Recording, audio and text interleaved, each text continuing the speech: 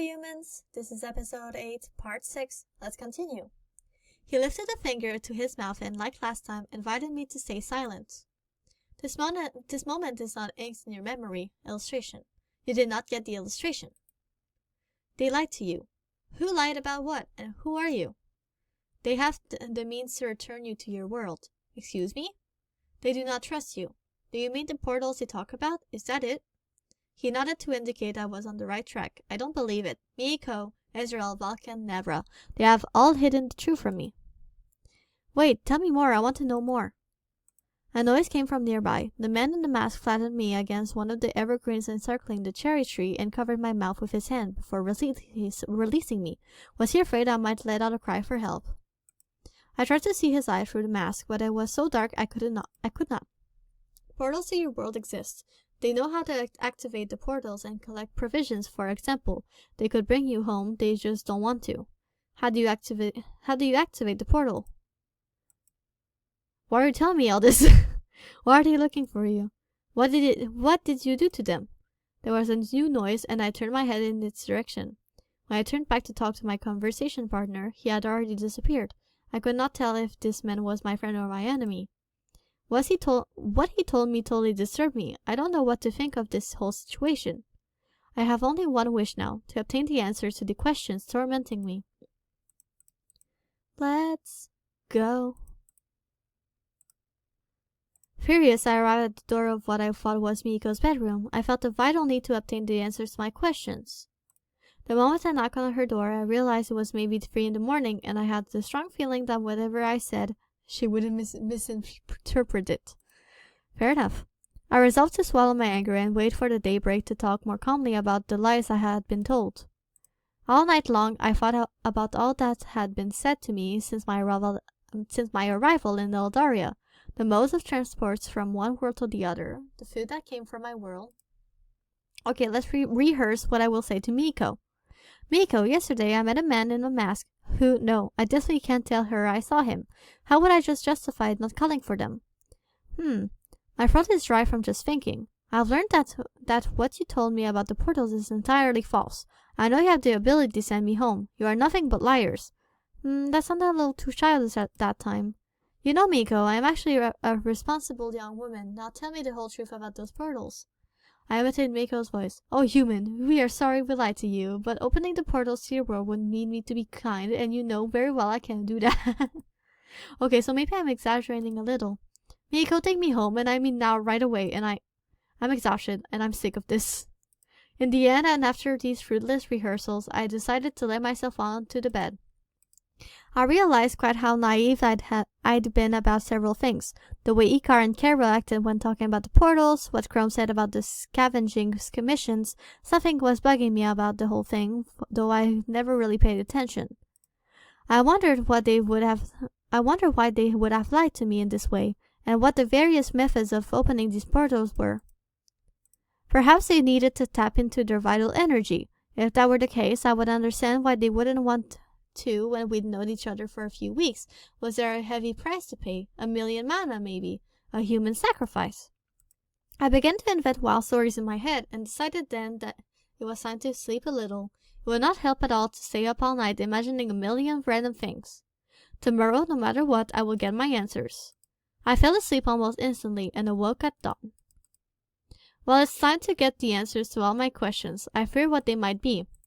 Before going to confront the great Manitou, I washed and dressed to get rid of the just got out of bed look. Although I hoped to get all the answers I wanted, I had to look as credible as possible. When I was good and ready, I let my steps take me past my door, determined to let go.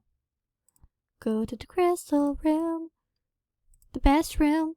I arrived in the crystal room, and Miko was there. She was alone, so much the better. Miko, we have to talk. What? Again? Please, I need to have a serious conversation with you. I'm listening. Jump straight to it. You lied to me. Huh? Excuse me? The portals. I know there is a way for me to go home, but you are too self-centered to give me the chance. I've heard the whole story. There's no point denying it. Who told you that? That is not the point. You lied to me. You took advantage of the fact that I knew nothing about this world to trap me.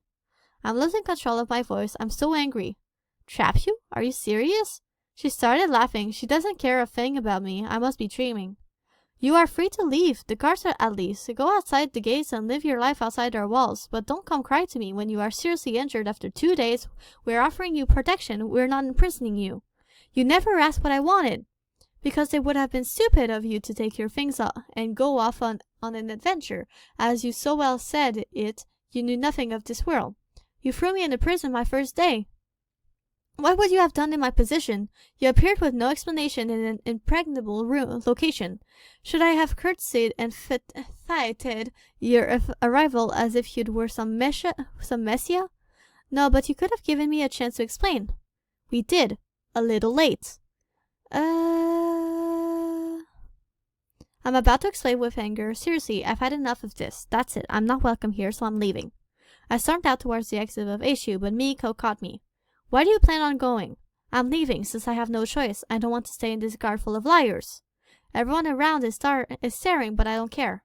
How could I feel at ease in a place where I trust no one? Stop your melodrama. It's not like we've hurt your family, as far as I know, so calm down. I will explain everything. No, we didn't tell you everything, but we didn't lie to you either.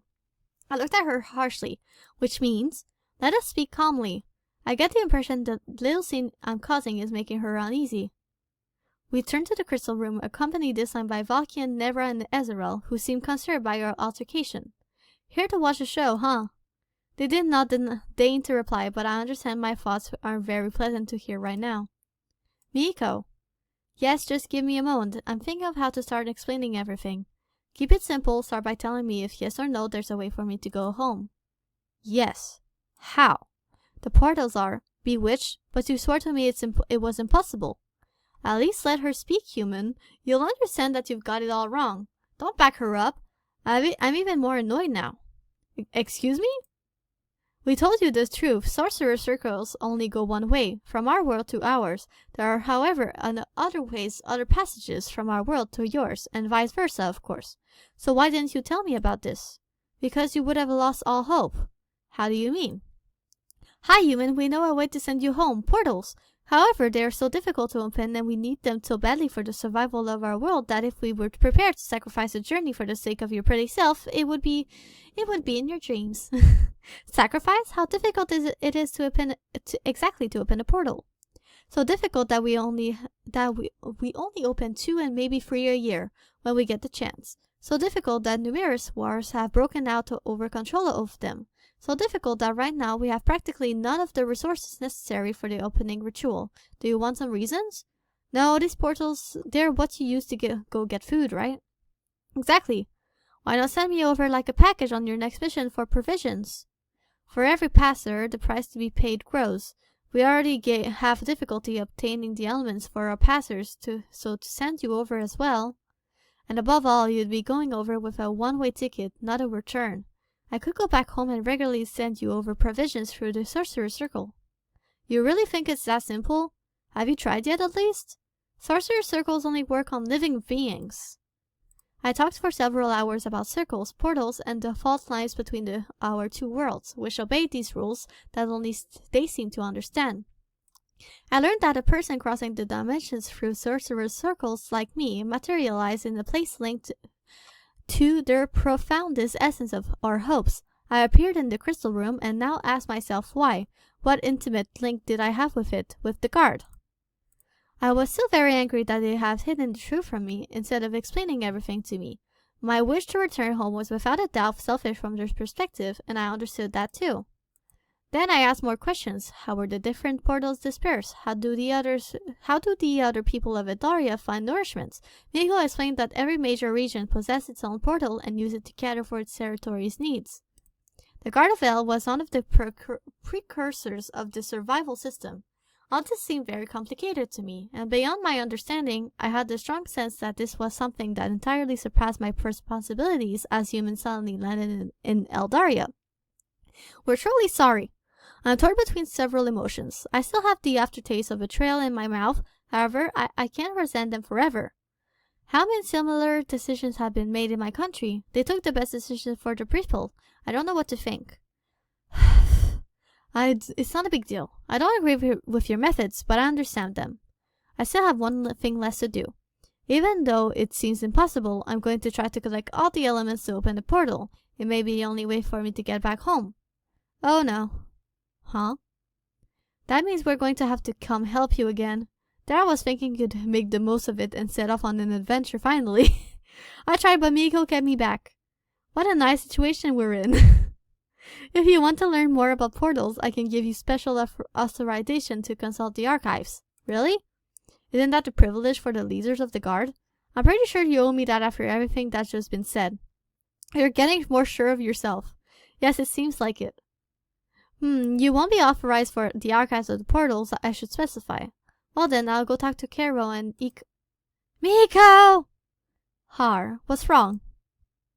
Mary has... What has he done now? He has disappeared. End of the episode. No, not Mary. So that was it for episode 8. See you in the next one. Bye!